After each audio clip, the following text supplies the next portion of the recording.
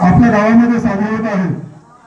या जयंतीच्या कार्यक्रमासाठी आवर्जून उपस्थित असलेले सोनखेड जिल्हा परिषद सर्कलचे माजी जिल्हा परिषद सदस्य आमचे मित्र आदरणीय श्रीनिवास मोरे सर, काँग्रेस कमिटी लोहा तालुका अध्यक्ष आदरणीय मधुकर पाटील दिघे, तसेच लोहा कृषी उत्पन्न बाजार समितीचे संचालक दत्ता पाटील दिघे, या नगरीच्या सरपंच सुमनबाई मधुकरराव मुलुकपाडे, नांदेड महानगरपालिकेच्या भारिप बहुजन महासंघाच्या प्रथम नगरसेविका उपासिका वनमालाताई हंकारे, आमच्या गावातील युवा नेते सुधाकर पाटील किरवले, दिगंबर पाटील किरवले, जनता मुक्तीचे अध्यक्ष अशोक पाटील मोरे, माजी उपसरपंच बालाजी देशमुख, भारतीय बौद्ध महासभेचे तालुका कोषाध्यक्ष तथा केंद्रीय शिक्षक आदरणीय धोनीभाई आंबोरे, बाबुराव पाटील मोरे व सर्व उपस्थित व्यासपीठ गणेशराव सूर्यवंशी, आपण सर्वजण आमच्या जयंतीच्या विनंतीला मान देऊन या कार्यक्रमाला उपस्थित झालात। आपल्या वेळातला वेळ काढून त्याबद्दल मी आपल्या सर्वांचा, आमच्या सर्व समस्त बौद्ध बांधवांच्या वतीने मी आपला आभार व्यक्त करतो।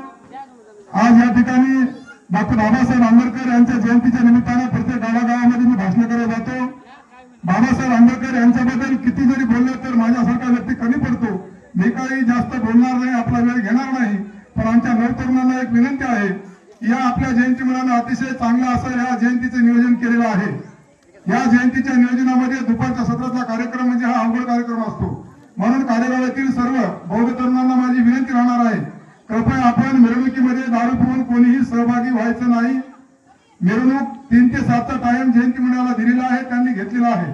आपण जर जयंती मंडळाला चांगल्या प्रकारे सहकार्य केला तर पुढे जयंती जास्त वेळ चालू राहील। आपण जर जयंती मंडळाला सजविण्याचा प्रयत्न केला तर जयंतीचं विसर्जन जयंती मंडळाला सांगून 3 ते 7 मध्ये करण्यात येईल, याची सर्व नवतरुणांनी नोंद घ्यावी। एवढं बोलून मी माझ्या 2 शब्द संपवितो। जय हिंद, जय भीम, जय महाराष्ट्र।